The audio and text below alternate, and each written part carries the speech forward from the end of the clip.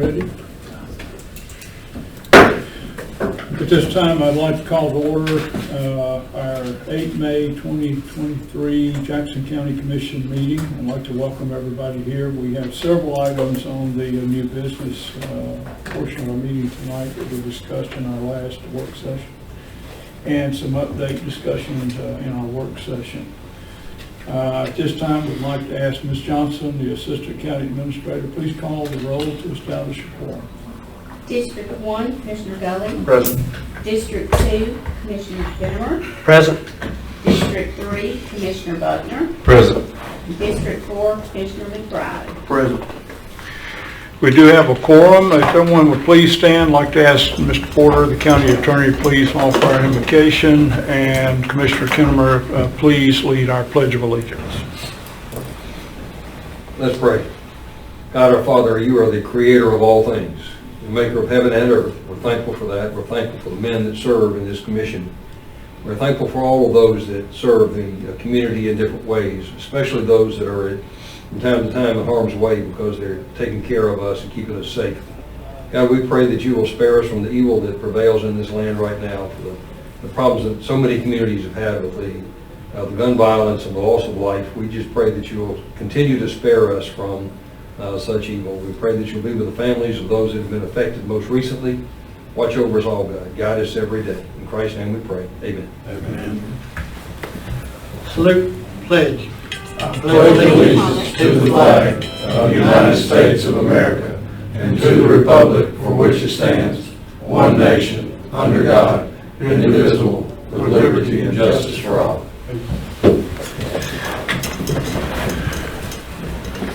In the packet is the agenda for tonight's meeting. Do I have a motion to approve the agenda for the 8 May 2023 Jackson County Commission meeting? I'll make that motion. We have a motion. Have a second? I'll second. We have a second. All in favor say aye. Aye. Motion carries. Thank you. We have no awards or presentations tonight, and I don't think we have anyone signed up for public comment, so we will move directly into the new business portion of our meeting. First item in new business is the motion to adopt the minutes from the April the 25th, 2023 meeting and the work session, and the May 2nd, 2023 emergency meeting. Those minutes are in your packet. Do I have a motion? I'll make that motion. We have a motion. Have a second? Second. We have a second. All in favor say aye. Aye. Motion carries. Thank you. Next on the agenda for new business is a motion to approve the bid of up to $150,000 for an excavator at the ALDOT surplus auction for public works. In the packet is a sheet on what we discussed last week in the work session. It's a 2016 Great All D152 excavator wheel. The request is to approve a bid of up to $150,000 as an offer, and funds will be out of Fund 100. Auction date is May the 11th, 2023. Do I have a motion? I'll make that motion. We have a motion. Do I have a second? Second. We have a second. Any discussion? No discussion. All in favor say aye. Aye. Motion carries. Thank you.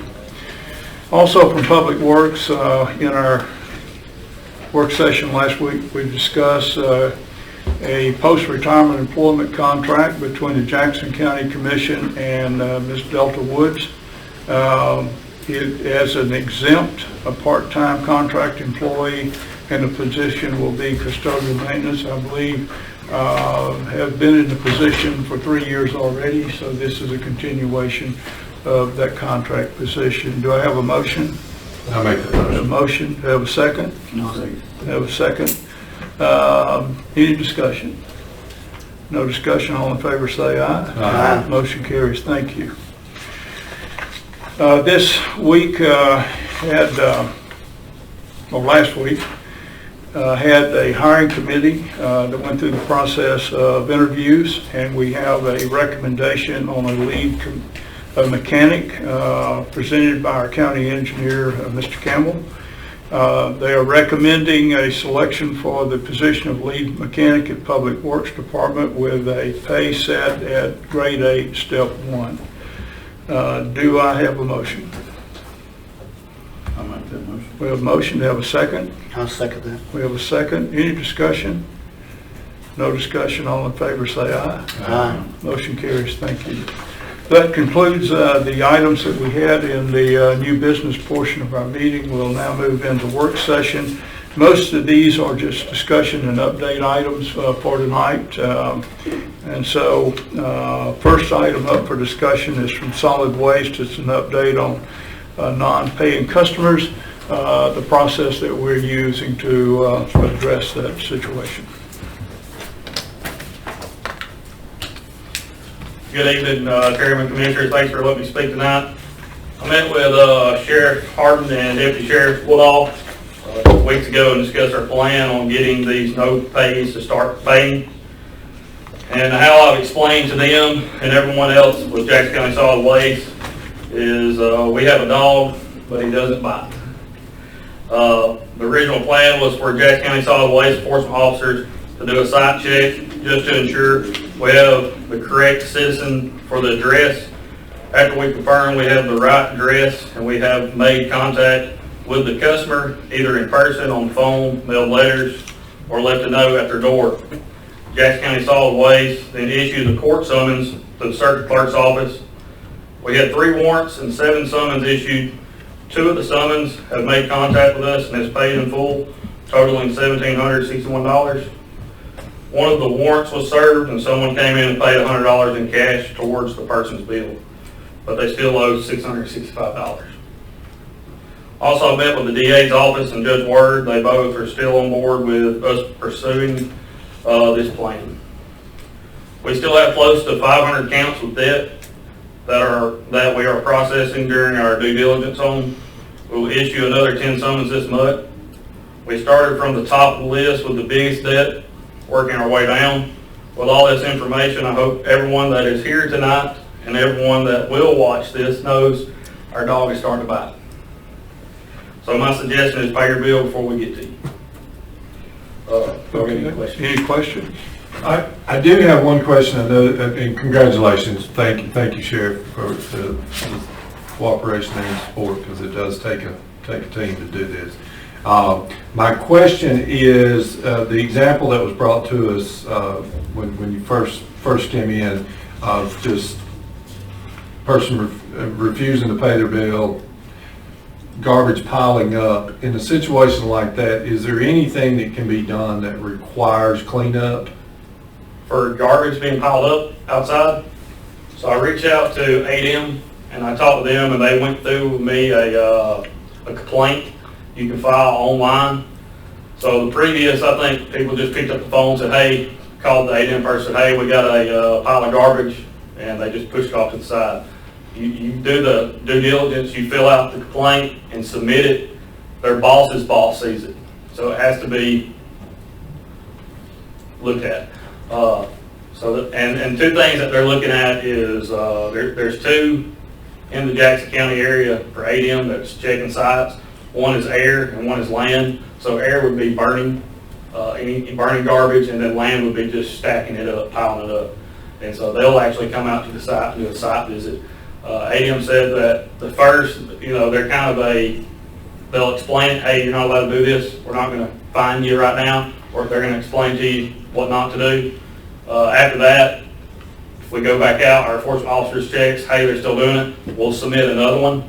And then the second time they come out, it's, hey, this date we warned you, here's a $25,000 fine.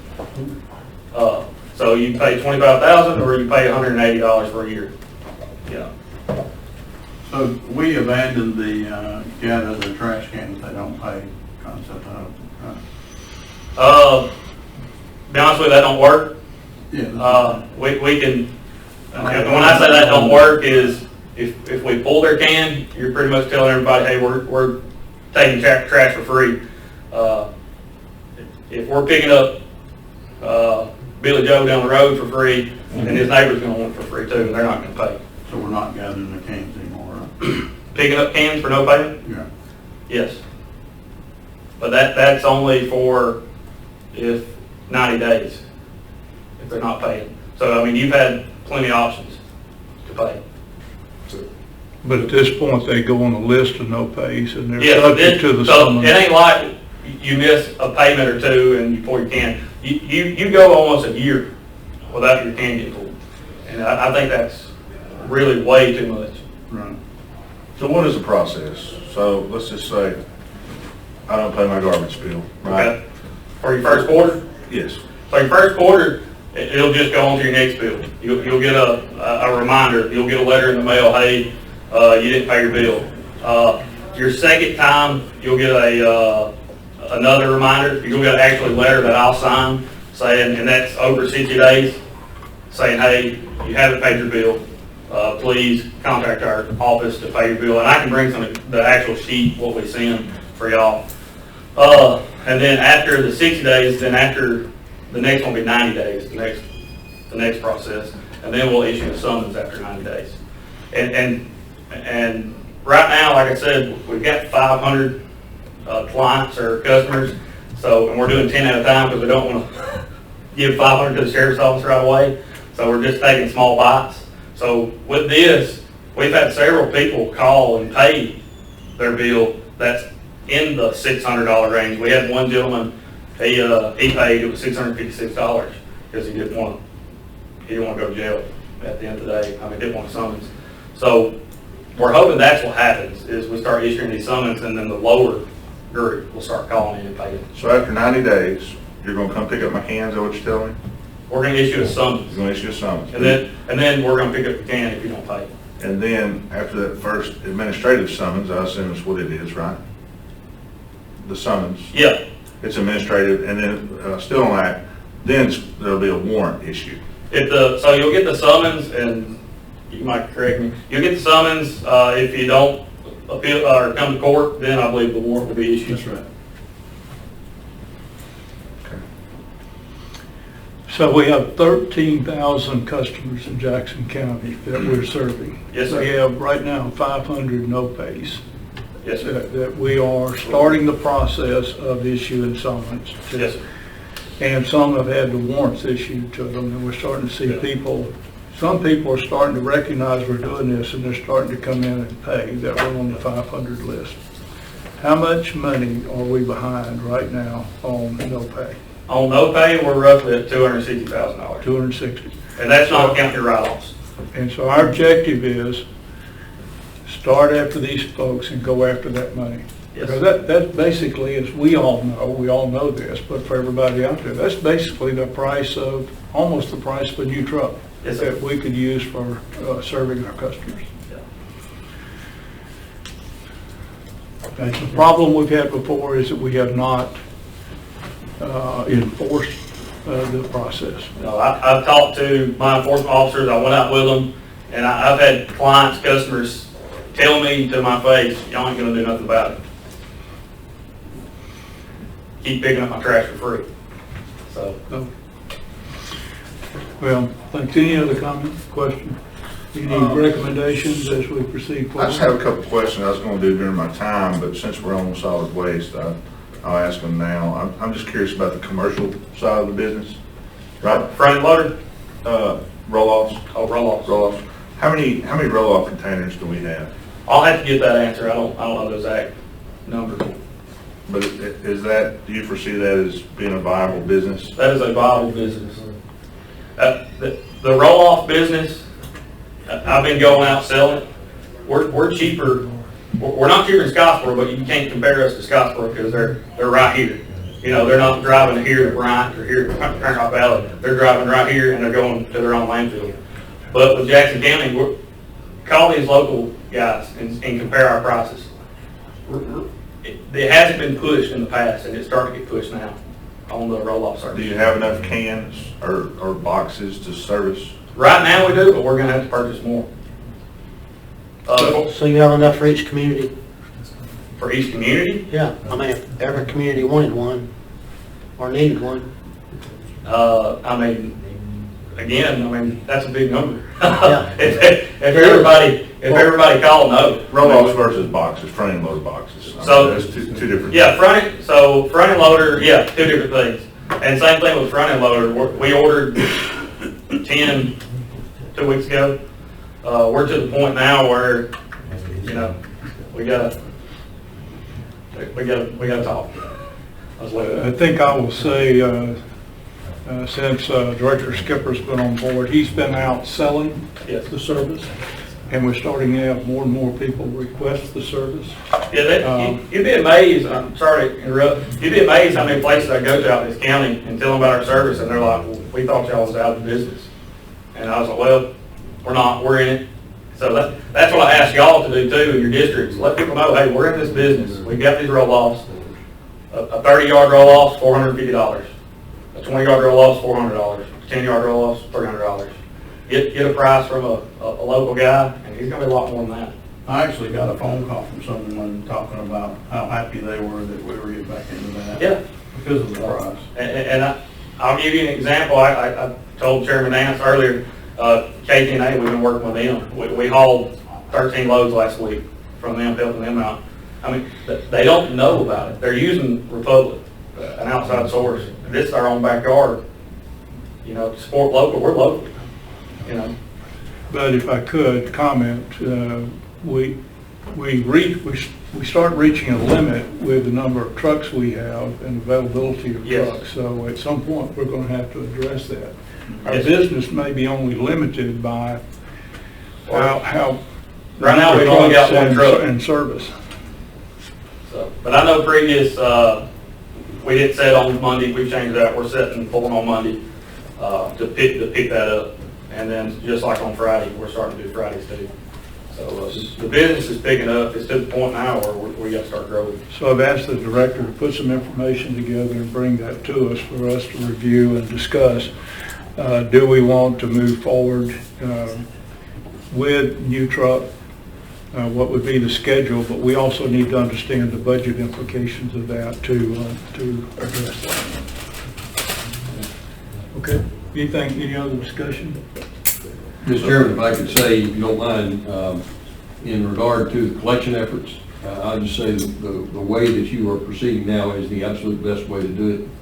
You know, I've been part of this since the very beginning, and we've been through all kind of iterations of how do we collect the bad debt, and everything else is secondary to what you're doing now. But it takes cooperation between you and the. It's not me. I mean, Well, it's everybody above us. Sheriff's office, they've been a big help. DA's office and Judge Ward's office and the circuit clerk's office. that's what it takes, and this is the absolute best way to do it. Can I ask one more Think question? more. Absolutely. The new truck we're talking about possibly, is that for roll-offs? So, we roll-offs and front-end loader. Like it's roll-offs, we only have one truck right now. It's roughly 9 years old. It's a good truck, there's nothing wrong with it. But it's to the point now where you gotta look at that stuff. And Okay. then the front-end loader, it's 5, pushing 6 years old. Okay. Any other? Thank you, Governor. Thanks for working. Thank you. Appreciate it. Next in our work session, in your packet, we have provided some information on the strategy for how we can use the funds from our opioid settlement. Right now, we have received in our funds $56,000 settlement. This is not, all settlements are not complete yet. We would expect more. There's some large corporations that are still going through the process, and we do expect to get some funds for that. The information is provided for your review. At some point, we need to have a discussion about how we want to utilize the funds that we have from the settlements.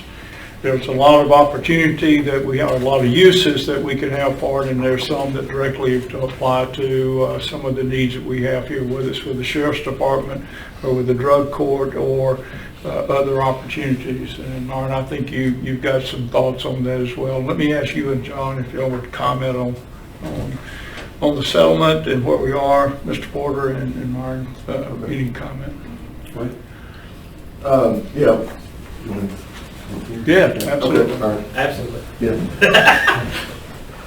First of all, I'd like to thank y'all for y'all one of our board members. I'm with Mountain Lakes Behavioral Health Care, and Mr. Taylor Skipper is actually one of my board members, one of my bosses that y'all appointed, so appreciate y'all doing that for us. I'm with Mountain Lakes Behavioral Health Care, and I met with Chairman Nance last week about some other issues, and had asked him kind of where y'all were at on this process, and told him that I certainly would be available to you as a resource for you. This is the type of work that we do every day. We've served Jackson County and Marshall County for over 51 years doing mental health care and also substance abuse treatment. So we certainly are a resource for you, and I'll be glad to try to help you any way that I can to put together a plan and execute that plan. I think most of the things that y'all are probably going to want to do, to address the opioid issue are things that we're already doing and have experience with, whether it's medication-assisted treatment, prevention efforts. We have a full prevention team that goes out and interacts with kids in the schools and folks in the community to try to prevent people from ever using, substances to begin with. And then also on the treatment side, we do outpatient treatment, as well as we have an inpatient residential program that's located over in Claysville called Cedar Lodge, and we've served, I think, about 75 individuals from Jackson County in the last year there at our Cedar Lodge program. I put together just some other data for you I thought you might be interested in, and I can hand this out to you. I won't go over it, but this tells you a little bit more about what we're currently doing to serve Jackson County in these type efforts. And like I said, first and foremost, I'm just here as a resource for you as you're putting together a plan, and if there's any way that we can work with you to execute that plan, we're willing and available to do that. If you have questions. Okay. I certainly wouldn't mind having a copy of your handout. And I've got for you on here my email as well as phone number for you. So this is just some basic information for you. And any questions that you have or any way I can be a resource to you, just feel free to reach out to me. Mr. Porter, any comments? This is money that, as you said, is not all in yet. There will be more coming. Some of the payments are actually made annually.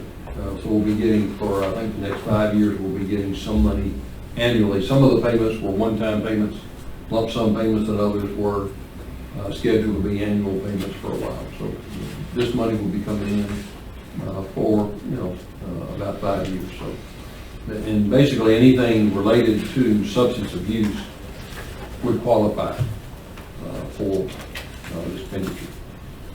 Okay. Any comment Sure. or discussion? I'm sorry. I was going to Sheriff Harnon's here, and we're glad to work. We work very closely with the jail, and we actually have a jail-based therapist, Jeremy Barrage, so that we may have met Jeremy. We've had that in place about 6 years, and I hope you would give us good report on that. But we try to assess inmates that are in the jail if they have a mental health problem or a substance abuse problem. And I think I put some information on the sheet for you, but during the past 12 months, we've been able to work with Rocky and his team to get 57 folks out of the jail and into an appropriate treatment program. So those are just the type of things that we're doing every day, to serve folks here. And like I said, if I can be a resource for you or help you in any way, feel free to call me. Okay. Mr. Chairman? Yes. If I might, I just want to say that we worked with Hannah today and Mike Reese on the Operation Safe Teams at Skyline. That's a great program. I've known about Mike for years. We started policing together a long time ago, and Mike's got a wonderful program for kids, and he adapts it toward the problems of today. One of the big problems today is vapes and fentanyl, and he hit on that hard. And we had a big crowd at the Skyline School today, and he wants to do that throughout the county with Hannah's assistance. And I know at least one church that wants to do it too. So we appreciate that. She did a good job on that. Thank you. We're trying to put ourselves out of business on the treatment side with prevention. If we could do that, we'd find something else to do. Unfortunately, we haven't been able to do that yet, but we try to prevent kids and adults too from ever using to. So if I can help you anyway, I'll be glad to do it. Okay. Thank you. Any comment? Thank you. I do have a couple of questions. You said that there was more money coming in. Yes. So what is the expected total?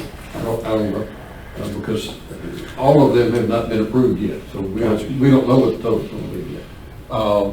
I think, of course, it's just me talking. Sorry to interrupt, but the chairman handed me a new packet just a minute ago for another plane that we can buy. Excellent. So they're coming in. I like it. Hey, to me, I think it's something that we would be wise either to encourage or to commission a panel that I think should include Judge Graham, or maybe one of his designees, Rocky, or somebody from your office, certainly somebody from mental health, maybe DHR, family court, whether Judge Word or Vince wants to be part of that, maybe some church group, something, so that we can look at how to utilize this money, because I'd like to know what the total would be, and that way you could have a better understanding. But again, I think we need to look at return on investment, what's going to get us. Like you say, if we can prevent, that saves everybody a whole lot of money. And so what can we do from an education standpoint? What can we do from a rehabilitation standpoint? Of course, I mean, drug court's one of my favorite things I've ever witnessed. That's absolutely phenomenal. And so, yeah, I don't know. Anybody else thoughts on that? Rocky, the program you said it was at Skyline, was that this last week, It was this morning. this morning? Is it going through all the schools? I think that's the plan, to try to have it at other schools. I think they did it at North Jackson several years ago, but it's updated now because of the new problems. Good. But, it would be amazing if we could do it at every school. Absolutely. It's a really good program, and it really, Have you spoke with the superintendent about that? not yet. One comment regarding waiting for total, and I certainly don't have a problem with that, but I just want to make sure I understand. Like, we got a new opportunity for an application against a settlement today that we gave to Mr. Porter. Some lawsuits have not been completed yet, and they're with, like I said, fairly large, very large, not fairly, very large corporations that have been in this lawsuit process for this. It could take a while before we know what totals are. But I think the idea of getting a panel together to talk about what are the needs of the county, I think that's a great idea. That would be worth us putting together, I think, pretty quickly to do that. And then we can bring that before the commission and have a discussion, or there's some things that we can take care of now, or do we want to wait? But I would offer that as a Yeah, because what I'd rather do, I mean, I think each one of them could make a compelling case and say, but if y'all collectively go, all right, this is what we're already doing, and these are some combined resources we have, or whatever. Yeah. I think that would benefit us if my understanding, we're going to pick where this money goes. Correct. Mm-hmm. So I think education and data are the two things that we're going to need. And particularly for me, I'm wanting a return on investment. What's going to produce the greatest outcome on the money? I would offer, and you tell me if I'm headed in the wrong direction here, but if everybody would put their thoughts together on who would be very beneficial to be a participant in the panel, then we could put the panel together and bring it to the commission. That I do think needs to be approved. Once we take a look at the panel and all agree. Let me add this. That panel may also be beneficial in submitting future claims, because as each of the class action and each of the defendants in those class actions settles and funds makes a fund, then it's up to each participant in the fund to justify what their payment's going to be. And that panel may be able to help us increase our payment by looking at various costs to our county. So that panel may be very beneficial as we get into that phase for the next claims on how that money's going to be paid out. So that might also be helpful. Okay. So would that need to be a constituted board that we approve, or does that need to be an Or- advisory panel? A committee advising. Advisory set by- commission will make the claim. Okay. So it's somebody to advise the commission and gather data, put data together to give to the commission, that the commission can in turn use to submit its claims against these big pots of money, so we can get at least our fair share. Okay. Anything else? So I will ask if you've got thoughts on either organizations or individuals that could serve well. Get them to me and we'll bring them together and establish that.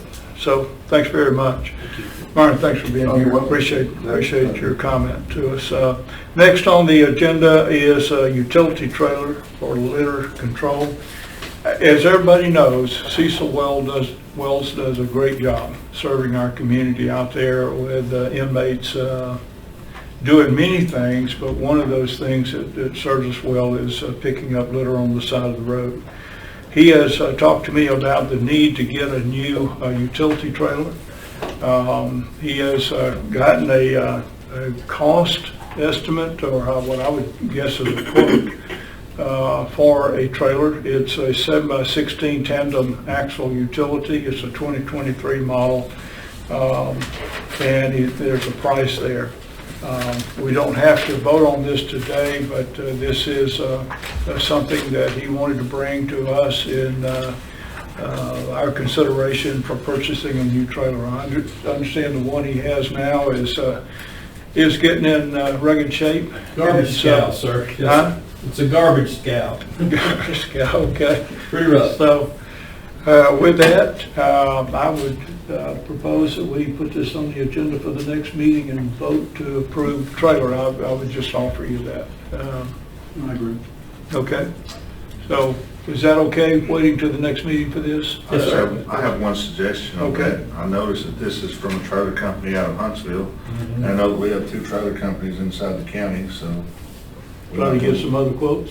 Local. I would prefer to do business with folks All right. inside the county. So we'll look at that. So we'll get other quotes. I think we can bring those quotes to the new business meeting and make a decision at the new business meeting. All right, Is that- what is the details on this second sheet?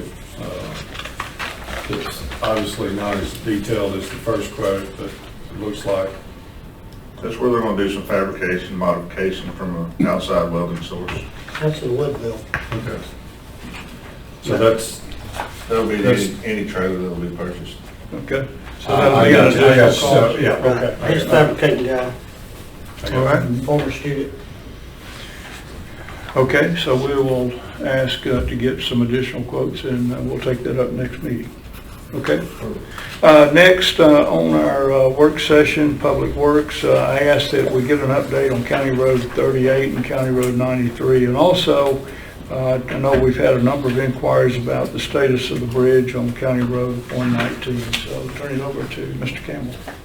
Thank you, Chairman, Commissioners. I would like to switch those 2 topics as far as the order goes, if I may, and address 119 first, which the pictures are for that discussion. So, in summary, for the bridge closure that's on 119, we've had multiple inquiries as well, and followed up with a reporter actually from News 19 on the same information I'm going to share with you. The work started on this project on 10/26/22, and we were forced to stop work on 11/29/22 due to high water.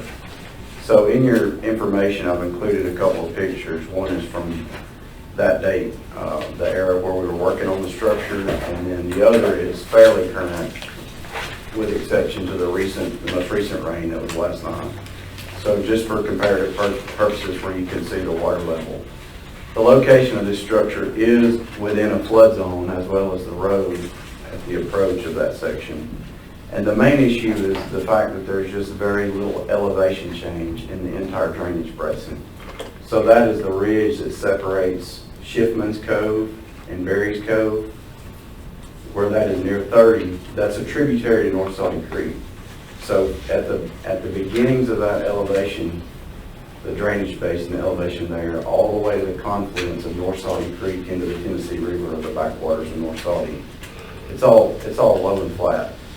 So unlike areas where we have high flow and we can mitigate the water, whether that be the diversions or pump, this water elevation rises. So that's the main issue with this particular site and this structure.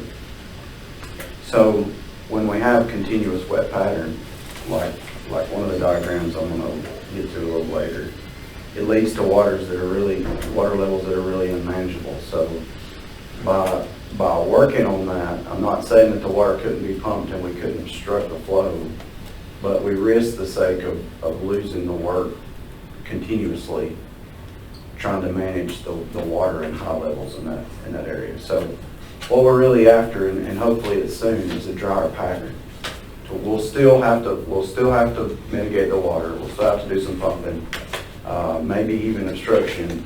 But if we're just at a drier pattern, we're not talking about levels that are unmanageable.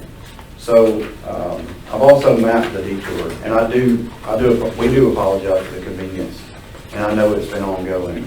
In the worst case scenario, the detour, I think you'll see it's 4.79 miles, and that's on one side of the bridge, and you know, need to reroute to exactly the other side of the bridge. So if, you know, in most cases with residents that live beyond that bridge, if we think about alternate routes where they would come or go, it's most of it, in my opinion, would be 30, which parallels 35.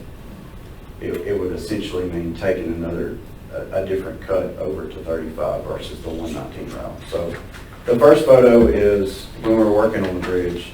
The second photo is recent, within a week. And then the next photo is just the location of the flood zone in that area, and you can see the arrow depicting the location of this project. And then the last day work, so this is really probably tells more than anything. This is data collection from rainfall collection from the NOAA Weather Center, 4.6 miles northwest of Scottsboro, so it's the nearest weather collection data site. And you can see the last day work, the 4+ incher that kind of put us out of business there. And then from that point forward, you can see how the pattern is a much wetter pattern versus to the left of that part where we stopped. So if we're in the smaller spots that are more spread, that's a manageable pattern that we can work in the spot. And then obviously what we have to the right, or what we've been dealing with, is causing the high water. So, Jonathan, if we go to just last year's weather pattern from May 1st, would that produce enough drying, or does it need to be drought conditions for a couple of weeks? No, I think we're close. You can see how that's trended down, and we're getting into spots that are similar to last year, May 1st. So obviously the gaps in the spikes really help, but I think we're near time where we can begin, hopefully. Is it reasonable that as you would head into a period that's projected to have extended number of days of dryness, that if there was a little water there, you could pump that out so that you could dry quicker and it help you?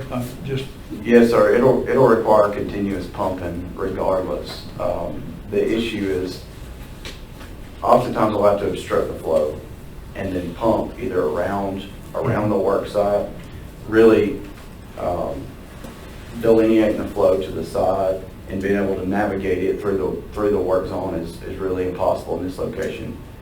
The issue, or the thing we want to avoid, is high flow that would overtop everything and just totally obscure the work area with muck. So we have to work on this structure at the lowest possible point on it. So that's around those foundations that are exposed. Mm-hmm. And that's the reason we had to close the structure, because we removed the material around the footings, and that needs to be reinforced to arrest the settlement that was occurring. Were there structural issues with the footings while you're doing the concrete work? One section, there was differential settlement on the very northwest corner of the abutment. And so we there's nothing there that we don't feel like that we can fix. We need to be able to access the area around the footings, and we need to put the wing walls back to prevent this from happening in the future. Now, we can't fix the settlement that's occurred, so we can't pick the structure back up and put it back exactly perfect, but we can arrest the settlement, take care of the cracks or any cracking that had occurred, and then make the road match. So that's the plan. There is in the center bend, there is a crack. I say crack, the structure's not cracked, there's a settlement crack from the center bend. So that'll have to be pressure grouted. And then as we pour the wings on the other approaches, we'll take care of the where the settlement had occurred in that north abutment. So structurally, the structure's in good shape despite being a 1927 model. Okay. Any other comments, questions? Appreciate your patience on it. Because I know that this project was pushed to the front of the line because of the need and attention, and it's just been an almost perfect storm since you guys arrived. And so It's a tricky location, and we apologize for the delays, and we apologize to the citizens out there. We know, although a small detour, we know it's a nuisance, and we hope to have it fixed. And you get this question often, but just an update on where the engineering analysis is on 3893. Yes, all that is complete. That's been turned over to our annual bid contractor, Geostabilization International, and they are working on our proposal. So they were on site this week on 38, I know, gathering additional information. So I know work is progressing on that, but I don't have anything further than that information. Just one note that has nothing to do with public works, but I think we now are finding folks who on 93 are coming on 93 and dumping garbage. And I think that our sanitation department's been apprised of that. In fact, the picture I saw this morning has about a 17-foot boat dumped there on the road. there you go. In the neighborhood of the slope face. So, There's a vote on 38 also. A van, So- there's actually a van on Scooby-Doo. so would ask, well, anyhow, I'll leave it at that, but just heads up, that's happening out there. Okay, any other questions? Thank you, John. Thank you, John. All right, thanks, Jonathan, appreciate it. With that, that's the last item on our work session. That's a picture, by the way, I did bring a picture. We have, given that we're public works. We had the community come and talk to us about County Road 33 and folks who are bringing large, long trailers, and they were really talking about 18-wheelers that are getting stuck. I got a call earlier this week that there was a 53-foot 18-wheeler that got stuck on County Road 33 trying to get up the mountain and ended up having to back down the mountain because he couldn't make it. About 4 days before that, there was an individual or another truck that got stuck up there, and it blocked the road for almost 4 hours before they could get it. But there's a picture here of a pickup truck hauling a trailer carrying 3 vehicles that got stuck in one of the hairpin turns and was off the road. So the question that was asked, and we still, I think, need to consider this, is do we get to a point where there's some roads that those size vehicles cannot traverse, and we need to put up some kind of either prohibition, I'm just throwing out thoughts, prohibition for 18-wheelers using the routes, or a significantly large sign with warning regarding non-trafficability of that road for that size vehicle. Just a comment for question and comment, brother. Don't we already have a really large sign at the top and bottom at the turnaround? A big yellow sign? Yes, sir. I admit, I'm not the most observant guy in the world, so I'm going to give you that right up front. But I've driven past that sign and not noticed it. because I've got my head turned some other direction, but, So, I listened to John Cooper speak one time, and he said the only thing that keeps people from going and doing things that you don't want them to do is concrete. And so I don't think we can create concrete barriers, but I mean, at some point in time, what can we do to restrict and or punish people from using these roads if it is going to create a danger? And so it's not my desire, but I do want education on this. What process would have to go through to say 33 from this point to this point, you have to get approval to transport it or permit, or, I mean, I'm just thinking of options. You can't restrict local traffic. I mean, you're already prohibiting large vehicles and signage is up. I mean, I don't know. the sign doesn't, correct me if I'm wrong, I don't think it prohibits, it's just a warning sign. Yes, warning sign. And then, from the sheriff's perspective, is there any enforcement the sheriff's department could do? That'd have to be all state troopers, correct? Well, if you passed an ordinance that they couldn't do it, we probably could write tickets for it. Or if you had signage where the road was closed and those things, I believe we could write tickets for it. But again, we're not on that road very often. With the few deputies we have, hard to sit there and write tickets. We usually get notified about the time you guys do that there's a truck But stuck. if it's closed and there's a truck Yeah. lodged there, then I think there should be some consequence for it besides a delay in the delivery. That may be a Mr. Porter question, but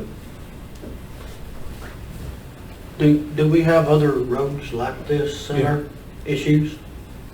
Yeah. So it's not just 33? Lots of hairpin turns, and of course, you know, like we got informed of another, and I was thinking, why would that road be? Well, it's the shortest distance on the map, and so people are cutting through on really a one-lane road, taking their truck through, and it creates a dangerous situation.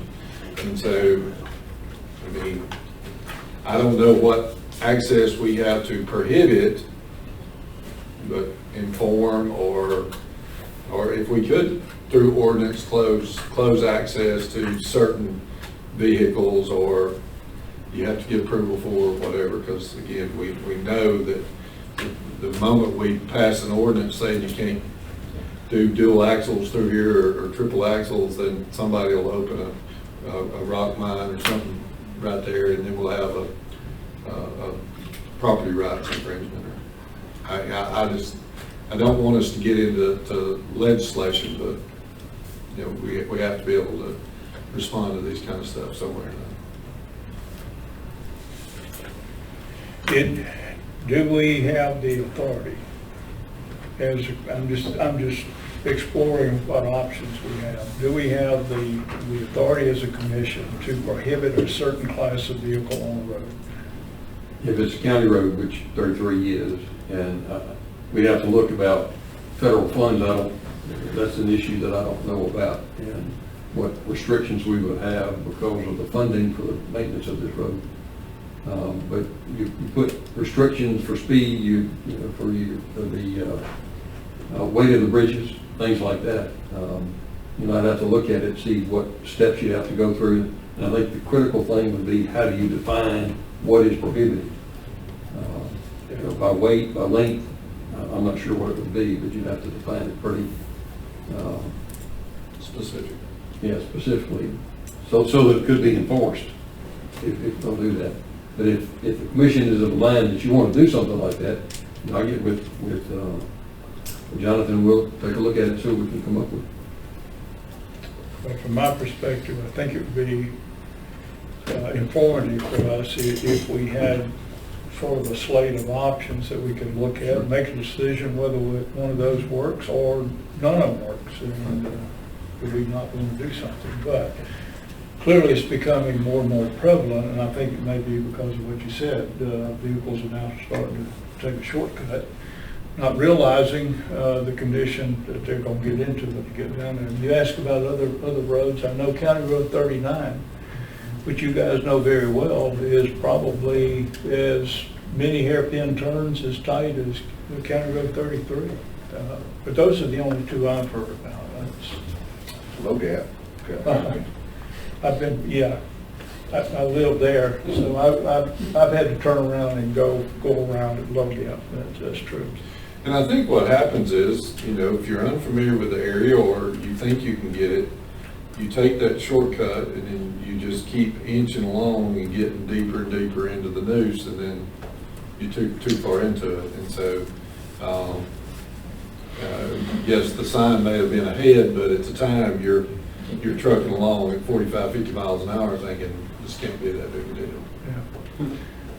Yeah. In both of those roads, I know 33 and 39, once you get yourself committed, there's almost no turning back until you get yourself in the point where you're Just one more turn. hanging over the edge of the road. 21's got to be fairly close. I mean, it's not quite as tight, but at the same time. Could we ask Jonathan if you would look at what options are available to you and Mr. Porter, and at least let us consider those? Let me ask the commissioners, is that something we're interested in doing? I think knowledge is power. I mean, for me, I don't know what our options are until we know what we can do. Okay, we'll ask. Okay. Everybody okay with that? All right. That's the last item in our work session, so at this point, reports from the staff, county administrator, county engineer, anything else? Nothing, sir. Okay, county attorney. Sheriff's Department. Sheriff Harmon, thanks for being here, and Eric, thanks for being here. Comments from the commission, District 4, Commissioner McBride. Nothing to add, sir, thank you. District 3, Commissioner Buckner. Nothing to add, thanks, sir.